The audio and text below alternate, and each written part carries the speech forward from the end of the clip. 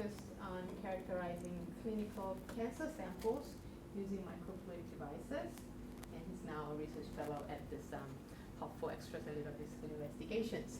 So let's hear something more about his exciting microfluidic devices today. Thank you. Thanks. Thank you for inviting me. Thanks for having me. Like she said, I'm a biomedical engineer, and I'm surrounded by mostly placental biologists, so it's nice to be in ABI for the first time. I'm going to talk today about two main devices that I started developing as a PhD student and that I'm continuing to develop now. So first off, what are biomedical microdevices? Basically, we use technology that was originally designed for semiconductors. So we get a lot of old equipment from Intel and AMD, and we get down to the scale of micro and nanometers, and we build devices and then use these to interact with biology in new ways. But microdevices can be defined as any device that has a feature size less than 1 millimeter, so in the hundreds of microns, all the way down to even sub-nanometer. And so this is me as a PhD student when I thought it was cool to go in the clean room, and I got a selfie that very quickly, it lost its novelty right away. And basically in the clean room we have these tools that kind of work like Legos, so we just build by layers and we subtract layers with different patterns. That's how we get the final device. And I always try to think of it as trying to build a tricorder. I don't know if you like Star Trek. If not, you're wrong. But there's data with the tricorder. And the idea being that we can do things at a much smaller scale and we don't need as much sample from a patient. So first I'm going to run through the tools that we use in the clean room, just briefly, so you kind of have an idea when I start going through all the fabrication, what I'm talking about. One of the main things we use is spin coating. So in spin coating, you're basically taking a very flat wafer and spinning a photoresist on top of it at different speeds. And there's a certain equilibrium point between the angular momentum from the spinning and the viscosity of the fluid. So we can use that to pick a very specific height of photoresist on the surface. Then we do a process called photolithography. So once we've established the photoresist on the substrate, we put a mask over it, which is basically just a stencil for UV light. And we expose it, and then depending on the kind of photoresist you use, either the parts that you expose to UV light wash away, or they remain after you develop it. And we use both of these interchangeably, depending on the device that we're building. We also have deposition and etching systems. So there's a variety of these, both chemical and physical deposition systems. But basically, you pump down a really strong vacuum, and then either using an ionized gas or an electron beam, you excite a target, and then deposit that onto your substrate. And this happens in sort of nanometers per second, so you can deposit it as thin or as thick as you would like. And then we also have etching systems, both wet etching with things like hydrofluoric acid, really nasty corrosive stuff, or dry etching, which we can do with plasma. So again, these are just Lego systems. Think of it that way if you're not into microfabrication. And one of the kinds of devices, a subtype of biomedical microdevice or microfluidic devices. So we use all those tools that we have in the clean room to create these devices that allow us to process really small amounts of fluid. So you can imagine in a medical situation how this could be valuable. It's very fast to make and also to process the samples. It's inexpensive, and you don't use a lot of reagents, so it keeps the cost down of both the chip and the reagents you use. The data quality is really tightly controlled because these are very highly reproducible. They're portable in some cases, which gives the possibility of using these in point-of-care situations. And probably most importantly, you can leverage the physics that occurs at the microscale, which is different than what we experience in day-to-day life. So I'll briefly run through the differences. We're not going to get too into the math. But if you remember, when you took transport phenomena or fluid dynamics, there's this Reynolds number, and it kind of is the ratio between inertial and viscous forces. And we think of the transition as around 2300. Well, microfluidics are well below 100 usually, and sometimes get to 100. So this is purely laminar flow. You can't create turbulence if you wanted to, which has advantages and disadvantages, but when you learn how to use it within a device, I think it's more of an advantage. Makes it very predictable. And if you look at these velocity profiles here, you can, just a quick reminder what the difference is. Diffusion, since it's purely laminar flow, and like I said, there's no turbulence. Diffusion plays a big factor. It's the only way to mix things within microfluidics. And diffusion, for something to diffuse across a fluid, it's a function of the distance that it's traveling squared. So you can imagine in microfluidics, no turbulence. The width of these channels is really important if you're trying to mix two fluids. We have other ways to kind of pseudo-mix them by breaking up the streams and folding it over itself, but for the most part, you're stuck with laminar flow. And diffusion is the only means of mixing. And so as you see here in just a basic T-junction channel, if you flow in fluorescein with just PBS on the other side, no matter how fast you flow these two streams into each other, you can collide these streams at really high flow rates and you still only get diffusion. It's kind of hard to wrap your head around, but that's what happens at the microscale. Hydraulic resistance, so this is a loss of momentum basically due to their interaction with the walls and also changes in flow direction. So for sort of wide and shallow channels like we tend to use in microfluidics as opposed to these rounded channels, for the same cross-sectional area you can get a 6-fold difference in hydraulic resistance, which means you just have to pump really hard to get something to flow through channels. For instance, if you daisy chain them like this, it's a lot of pressure required to get through here just because of all that resistance. And then lastly, capillary action. So this arises from the difference between the cohesive forces between the molecules of the fluid and the interaction of the fluid with the surrounding surfaces. And so when there's an imbalance in this, you can get capillary flow or wicking, which can actually be the sole means of driving a fluid through a device if you get down to a really small channel. And so you can see the width of the channel kind of determines how much capillary flow you get. And the same phenomena is responsible for wicking, which people have turned into an entire field of research called paper microfluidics. We're not going to get into that though. And so here's kind of a general flow chart of how I think of biomedical microfluidics. Firstly, we're miniaturizing a lot of benchtop, conventionally benchtop assays. We're not just shrinking them. Like I said, the physics changes, so you can't just think shrink it down and do the same thing. And it kind of gives us an entire new set of physics to play with biology. So we do a lot of, especially now, we do a lot of tissue culture and then harvesting of cells and EVs. We decide what we're looking for, we put it through a chip, and then we either do some kind of data analysis or image analysis. And more recently, I've been working a lot with patient samples as well. So the first chip I'm going to talk about has to do with trapping single cancer cells and then monitoring their migration behavior in a more biomimetic fashion. And so this chip was mostly designed to study Glioblastoma Multiforme, which is a really aggressive brain cancer. It migrates and proliferates really quickly, becomes really large before producing symptoms, so it's usually diagnosed kind of late.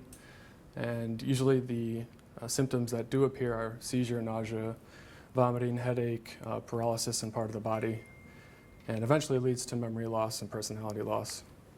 And what you see here is just an MRI of a glioblastoma tumor migrating across the hemisphere.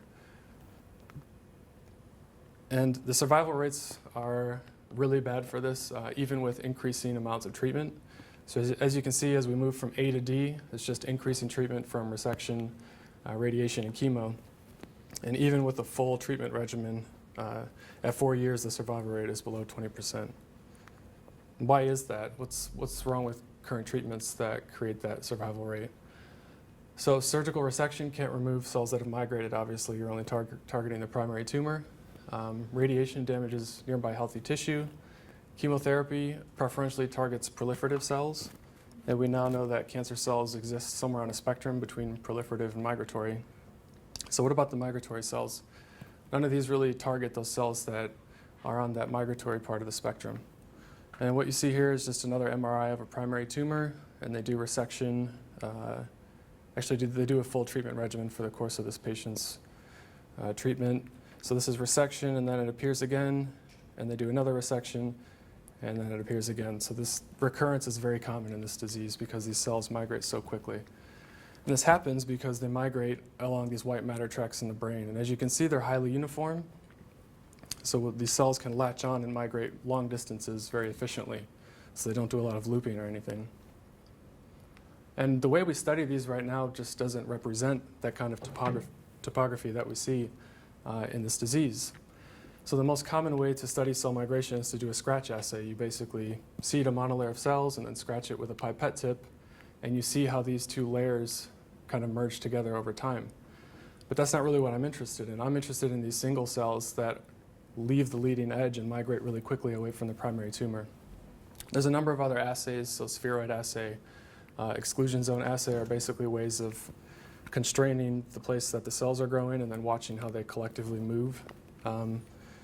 And something that's somewhat biomimetic, the Boyden chamber transwell assay, basically you just have a membrane and allow the cells to migrate through.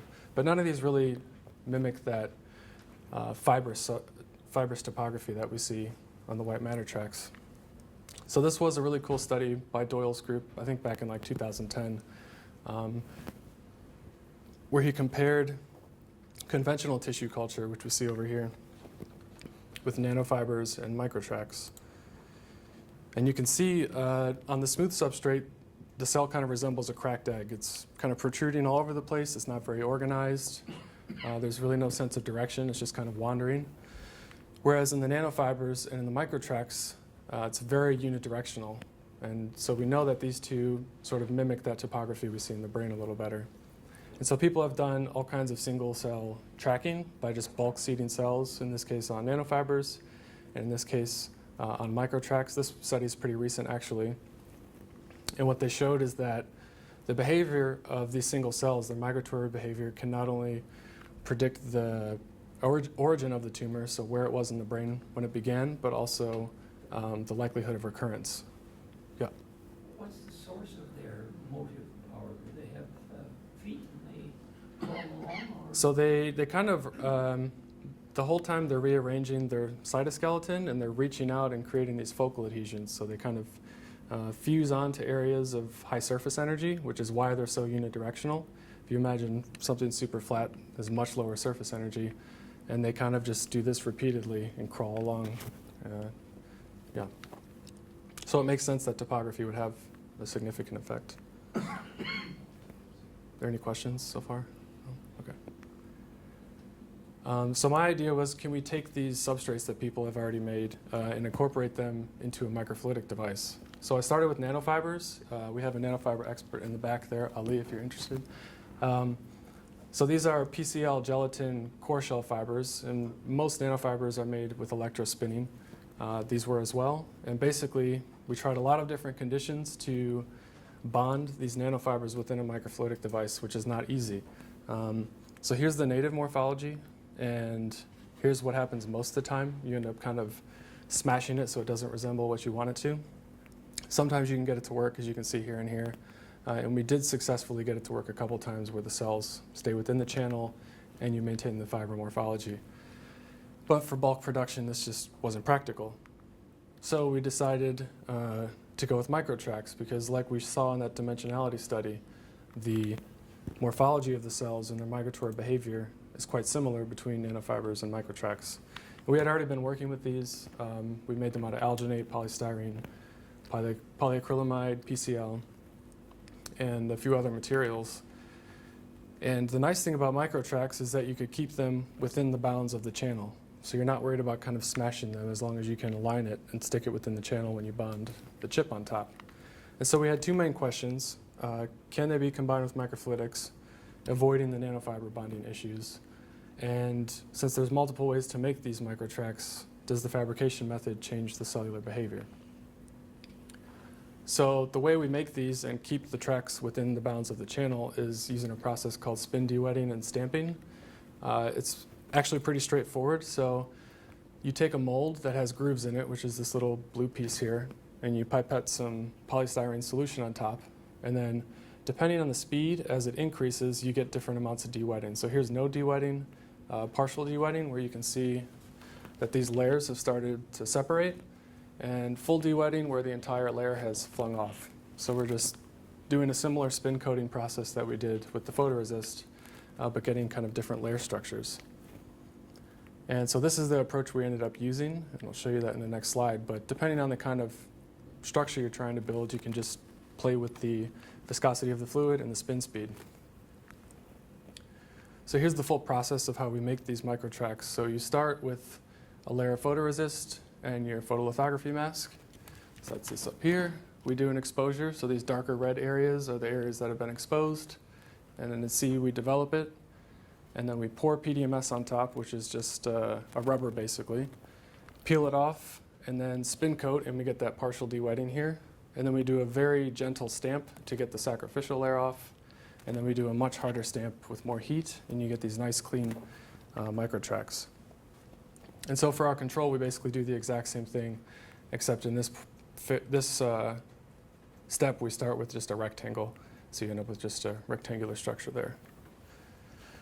The other thing you can do with this rectangular structure then is femtosecond laser ablation, which sounds complicated, but basically you're just taking a really high energy laser beam and pulsing it on the substrate.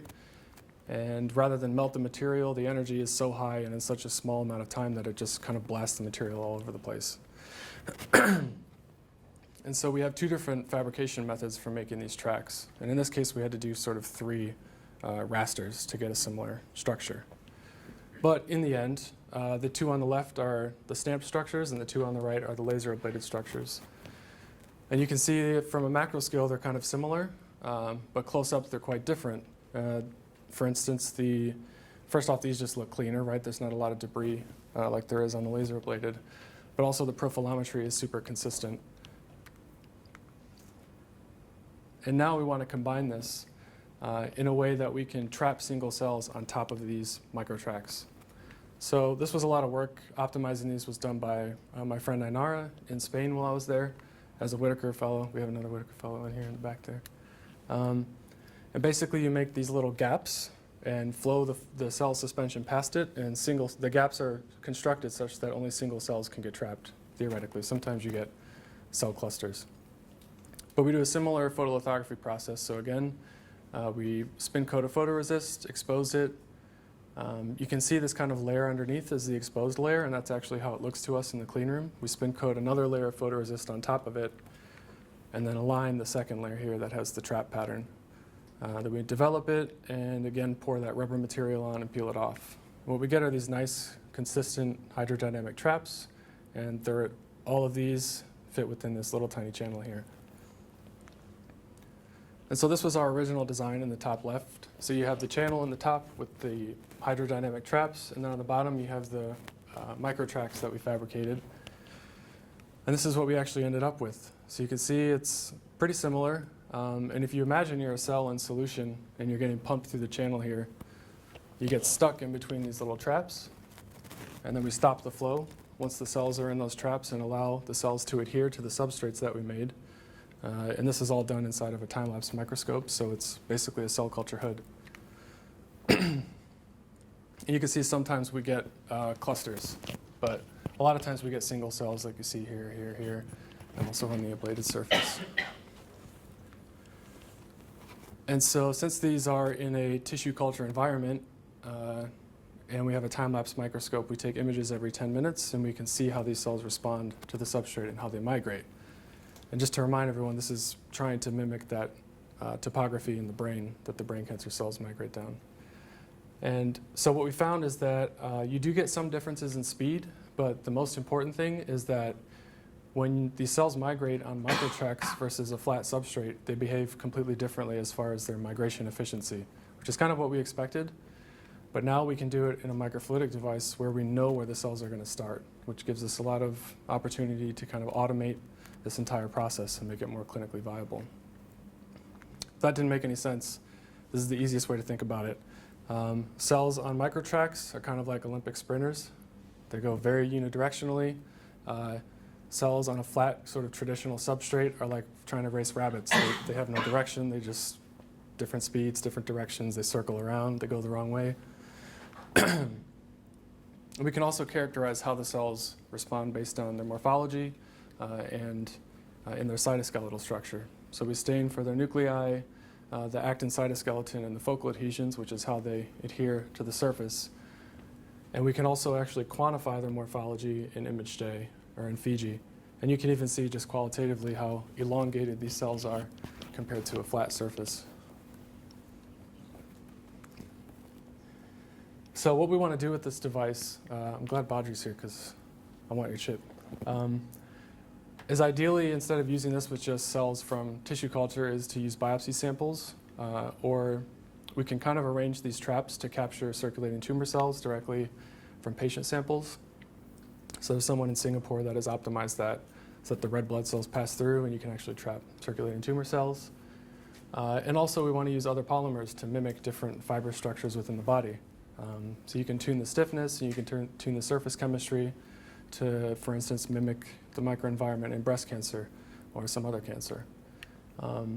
We also want to automate all this migration quantification since we know where they're going to start and we have a very good idea where they're going to migrate in a straight line. We think it lends itself pretty well to automation. And also incorporate this with a gradient generator, which is Badri's PhD project. And you can imagine, so this is just superimposed my chip on top of a sort of standard microfluidic gradient generator. You could then test drugs which target these migratory pathways directly on different cells at different levels in a single chip.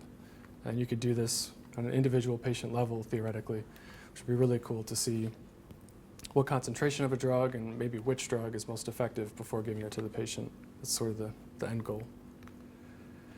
So I'm going to move on to the second chip, making decent time. And we're going to kind of switch topics completely. Sorry. So that was a different cancer, a different chip setup. We're going to do something else now. So extracellular vesicles, these are, think of them as like small little bubbles that all of your cells release into the surrounding fluid that contain protein, lipids, RNA, DNA, we think, that's still kind of up for debate. And they're between 30 to 200 nanometers, and they have a lipid bilayer. So the way that they're released from the cells, they really resemble the parent cell that they come from. And so this is kind of a possible biomarker in liquid biopsies so that you could pull these out of bodily fluids and determine where they came from and the nature of the cells they came from. And they're found in all bodily fluids, so blood, urine, cerebrospinal fluid, sweat, whatever you can think of. All your cells are releasing these all the time. And not only are they markers, but they also play a role in cell-to-cell communication. So they were originally thought of as sort of waste, or some people call them cellular dust. But we now know they actually play an active role in maintaining your health or in disease states. They can also be used as a therapeutic tool. And the ones you've probably heard of before are exosomes. We barely use this word at Heavy because it's a very specific subtype of EV. But also microvesicles, which are shed by just budding with the outer surface of the cell, whereas exosomes have to go through this multivesicular endosome pathway. But these are floating around in you all the time. Your cells are talking using this method. These are particularly important in ovarian cancer, we found. I was approached as a PhD student by gynecologic oncologists who were sick and tired of using traditional methods of isolating these things. But they're really important in ovarian cancer because as the cancer progresses, people build up this fluid in their abdomen called ascites fluid. And the ovarian cancer cells are just shedding extracellular vesicles nonstop into the surrounding area and sort of seeding these metastasis sites so that when the cancer cells start to shed as well, these sites are kind of pre-set up for their arrival almost. And they did some early work on implanting these tumors into animal models and treating them with different kinds of extracellular vesicles and showing a significant effect that they had. But when it was time to move to patient samples, they started doing research on all the different methods that there are to isolate these things. One, ultracentrifugation, ultrafiltration, size exclusion chromatography, and all of these do an okay job at isolating these, but it's only size and density specific, and it's quite time consuming. So in order to find where these EVs actually came from, you have to target the markers that are on their surface. And so none of these methods really accomplish that. One way you can target these specific subtypes based on their surface markers is using magnetic beads, but these are expensive. You need a larger sample volume. And for high throughput screening, they're just impractical due to the price. So they approached me and said, I want you to make a chip because it's inexpensive, it's reproducible, and it's fast. And we can avoid sort of mixing all these different kinds of EVs together using these traditional isolation methods. So the main question we had is, can we separate specific subtypes of these EVs intact and label-free using microfluidic devices? So that was the goal I was given. So the first thing I did was see what other types of chips were out there. People have been doing this since, I think, 2011. The first chip, they basically just functionalized the surface of the chip with an antibody that targeted exosomes, passed the sample through, and then lysed the sample. So this isn't intact. It's also not label-free, but they did capture EVs. Later on, someone came up with the exochip, which is designed to fit perfectly into a plate reader. So they also functionalize the surface with an antibody. They pass through the sample, capture it, and then stain it. And then they can quantify on-chip based on a fluorescent stain very quickly and easily in a plate reader. And ExoDiff, which is probably the most label-free device that's come out besides ours, where they do a linker chemistry that's cleavable, as you can see down here. So they flow the sample through, capture the EVs, and then cleave this chemistry. And the EVs come off with the antibody, which is not what we want. So the first thing we did was quantify the total number of EVs in these different stages of high-grade serous ovarian cancer. We did this using ultracentrifugation, and then we did a Western blot for EpCAM, which is the marker that we think we could use for ovarian cancer. So you can see that the number of total EVs increases, but also the amount of EpCAM in the sample. So we thought, okay, this is a pretty good target. And so to figure out how to capture these and get them off the chip intact and label-free, I had to kind of learn immunochemistry on the go. So this bond between the antibody and antigen right here, which is how we capture these things, and we know that what their source is a combination of a bunch of different forces. And the way you get these EVs to come off of the antibody are using one of these 4 methods.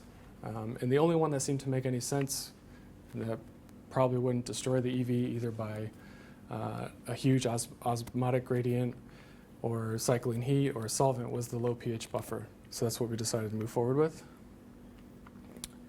To make the channel, we again did multi-layer photolithography. So here again, we spin coat and put a mask on it, expose the first layer, spin coat a second layer of photoresist on top, and then we put the second mask on, and we align it to this latent image you see, kind of fading right there, to expose the second layer, which has some grooves which allow us to kind of fold the fluid over itself. So you can imagine if you just had a square channel and you pump the fluid through, all the EVs in the center of the channel would never come in contact with the walls. So these grooves they're called flow folding grooves. This specific herringbone pattern is just one that's been studied a lot. So those are in the top third of the channel and kind of help mix the fluid. And this is the chemistry approach. So this is the native PDMS chemistry, and then we oxygen plasma treat it. And we use an aminosilane linker. So this basically is a self-assembling monolayer if the surface is really active. And to that we link glutaraldehyde and then our antibody of choice. And so these antibodies are covalently functionalized to the surface. This isn't a passive bond. They're stuck there basically permanently, which allows us to do that affinity chromatography. So the basic process, we take 25 microliters of serum, which is almost nothing. If you've worked with patient samples, you can usually get at least a couple milliliters into 75 mils of PBS, and that's just to reduce the viscosity. Otherwise, it's actually hard to pump it through the channel in the first place. Then to elute the EVs, once they're captured, we use 100 microliters of a low pH buffer. And so if you imagine right now the EVs are already trapped in here, we put all these syringes in the syringe pump with the low pH buffer, and then these microcentrifuge tubes already have the neutralization buffer waiting in it. So as soon as they're pumped through, the low pH releases them from the antibody, but they're not exposed to that low pH for too long because we think that that would probably damage it over time. And so once all of this is pumped into these, it's perfectly neutralized to a physiological pH, and these things remain stable. And so we verified this a couple different ways. First with fluorescence. So the red here is basically showing where the primary antibody is, so how we're capturing the EVs, and then the green is the actual EVs. And so you can see for just the functionalized surface, we have this kind of localization on the ends of the grooves. And then once the EVs are captured, it's sort of blocking that the secondary antibody that we use to stain for the primary. And after elution, we can see that at least to a degree, the antibody is still intact and on the surface. And it seems to correlate pretty well with right here, where there are clearly no EVs on the surface. And this is once they're captured. And then once they're released, there's still some stuck, but it seems to kind of match how much signal we're getting from the primary antibody. And we've also counted the amount of EVs we've released off the surface compared to our controls, because there's a lot of nanoparticles just in standard buffers that you use. But there's a clear and significant difference between the sample and the controls. And so a couple people in this room hate looking at these videos, but this is the videos that we get from the nano site, and this is one of the first studies that we did. We picked the two extremes, so healthy patient and stage 4 ovarian cancer. Ran it through the device, and there's like a massive difference. So this was really exciting to see. But I still wasn't convinced because, like I said, a particle is not necessarily an EV, and all we're doing here is quantifying particles. So we used flow cytometry. And so in this case, we use a stain that only fluoresces once it's internalized by an EV. So these vesicles have enzymes within them that can cleave certain parts of these dyes. So if you stain them before you put them in a flow cytometer, you can say, okay, this percentage is actually EVs, this percentage is just, I don't know, debris or something. And again, we saw a similar result. So the amount of these EVs that we think express EpCAM increases as the disease progresses.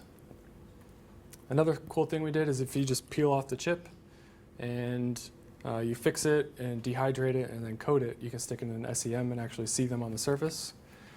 In this case, we had to do something called nitrogen compensation, which is what this little needle thing is. So this is just dumping nitrogen on the surface to prevent charge buildup. So these are those grooves. And if you zoom in, you keep zooming in, you can see individual EVs stuck to the surface of the channel. And from that, we can actually quantify the size distribution, just like we would with nanoparticle tracking analysis, and do a comparison. And so we do this in Fiji. We do a series of filters, and we end up with a calculation that actually looks pretty similar to what we get from the nanosite nanoparticle tracking analysis, which is kind of cool. It gives us another method of getting the size distribution. Here we functionalized the channel with a different antibody, so you can start to profile a single sample for these different subtypes of EVs. And so we did this with the SEM size distribution, but also with the nanosite, and saw that, as we expected, a general marker like CD9, which is just a general exosome marker, captured a lot more EVs than something more specific to ovarian cancer, which EpCAM is. And this is done again with flow cytometry.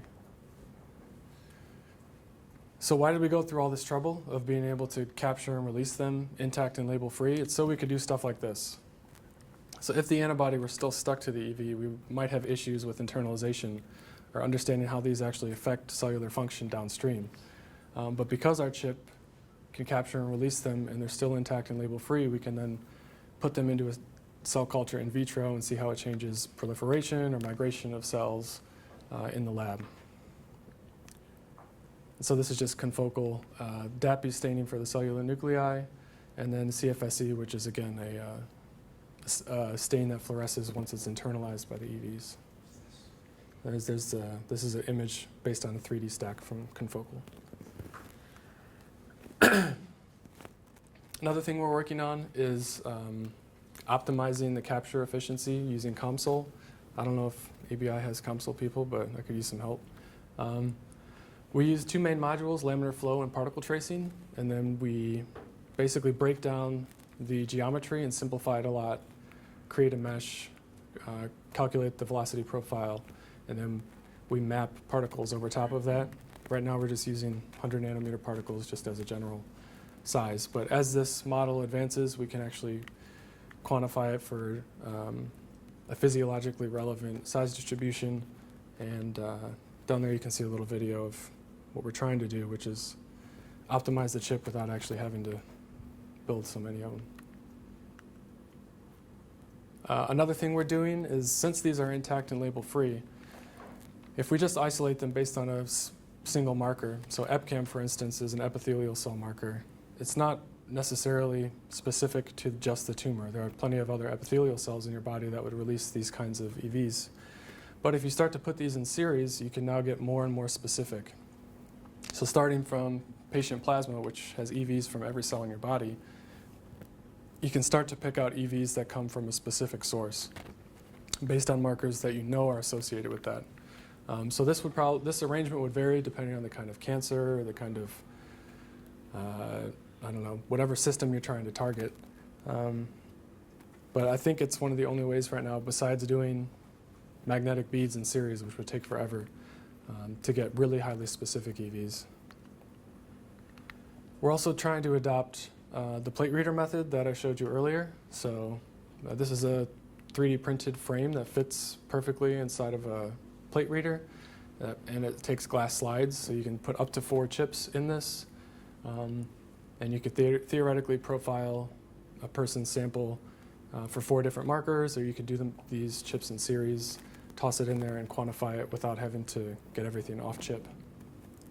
We've also have a new proteomics paper we just published in Cancer Research about doing mass spec of these EVs once they've come off the chip and comparing them to different cell lines to try to find the actual origin of the tumor.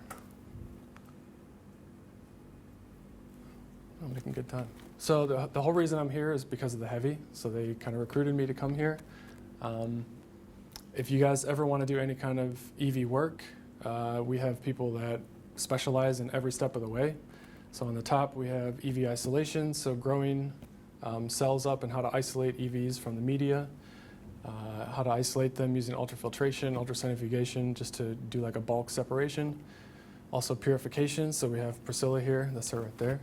She's an expert in size exclusion chromatography, so separating these particles by size, which allows you to kind of filter out some of the debris. And Vanessa, that's her fingernail polish there.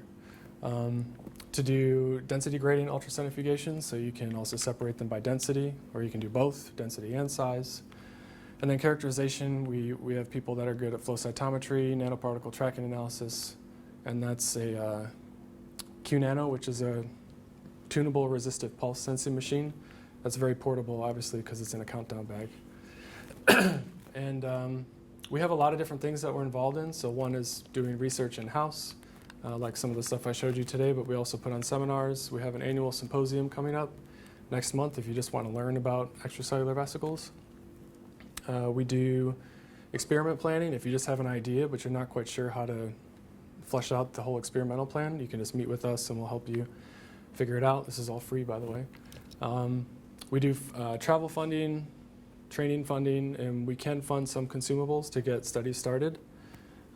We can't fund your entire experiment, but and then we do training and development of methods. So if you have students that you want to maybe get involved with this, you can just send them to us. We can show them all of our equipment, how to use it, and they're welcome to use it. So if you're interested, contact either me or Vanessa. Raise your hand, Vanessa. That's her there. And we're led primarily by Professor Chamley, who's in obstetrics and gynecology up in Grafton, and Cherie Blancaron, who's in molecular medicine and pathology. So we have an engineer, a microbiologist, a cancer biologist, a cancer geneticist, and a placental biologist. So we have a wide variety of people that can probably help you with anything if you're interested in this field.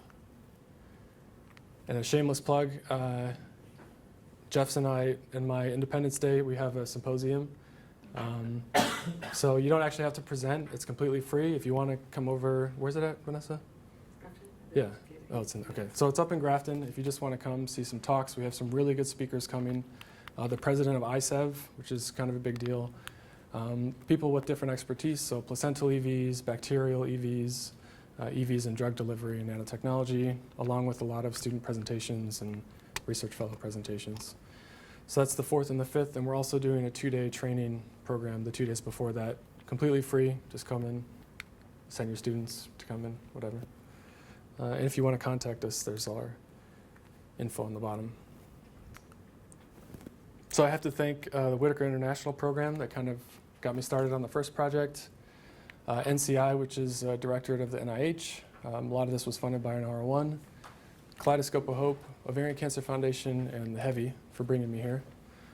And all these people all over the world that have helped with this research. Thank you. Thank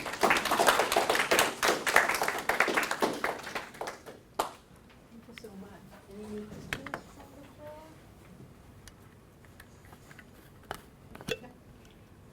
I don't want to be first. Just like you are. It's pretty well known that if you take vesicles and mechanically or otherwise perturb them, they will break and then reform. That's a standard kind of property of lipid vesicles. So in your kind of purification protocols, how do you evaluate whether what you end up at the end of your purification is sufficiently unmodified from what you started off with? And particularly where you've taken something off a column at pH 2, I'd have thought that would be a bit of a concern. Yeah, so the short answer is it's really hard to do since they're at the nanoscale. You can check their size distribution and concentration and do TEM before and after, but that doesn't really tell you if they're reforming throughout the process. I think the best way is just to avoid anything too harsh. We're doing a lot of characterization now with the low pH just to ensure that they are still intact. But based on the size distribution, the TEM, and the concentration before and after, it seems like they're quite resilient to it. But yeah, in reality, you can't really tell if something's changing unless it shows up in one of the few characterization methods that we have. A lot of people now are trying to basically avoid ultracentrifugation for that reason, because you don't know what it's doing to the EVs. There's a lot of loss involved, but also smashing them into the bottom of a tube. You have no idea what it's doing to your sample. Yeah, but I'd have thought that if you, banding to isopycnic density or by velocity is not a particularly rigorous protocol, but you could use methods like that, but why wouldn't you take, say, a panel of monoclonals and specifically select one that binds weakly so that you can put your vesicles on and take them off without the kind of rigors of... we're using a monoclonal or a polyclonal anti-serum to capture them? Those were both monoclonal. Yeah. But I mean, it's pretty routine in the pharmaceutical industry to just take a whole panel screen for affinity, avidity, what have you, and select your binding antibody to suit. And I'd have thought that would be one way of having a somewhat more gentle protocol. I think that's a good idea. I'm not sure who's It's about who's 25 working on years old. I'm sure someone's done it then. The one downside is that there's not as many markers that are specific to EVs relative to what they have for cells, for instance. So we're kind of limited to a degree in our choice depending on what kind of parent cell we're trying to target. I don't know how to exactly answer your question. I'm not sure. Well, I mean, another idea is why couldn't you preload your EVs before you start purifying with an appropriate dye, and then see how many of them have still got that dye in them? We do when that you to a purify degree. them? We do that to a degree, but it still doesn't tell you if it's been sort of degraded and repackaged, because once that dye is activated, if it, for instance, fuses with another EV and then breaks apart again, it would still theoretically fluoresce. So the dye isn't... There are probably ways around that, using two dyes. Anyway, next question. We could try it. Sounds like a good project. Lovely talk, thanks. Have you, going back to your initial work with the tracks, like for the migrating cells, have you thought about a feedback loop where you could move your device so you keep the cell under the microscope?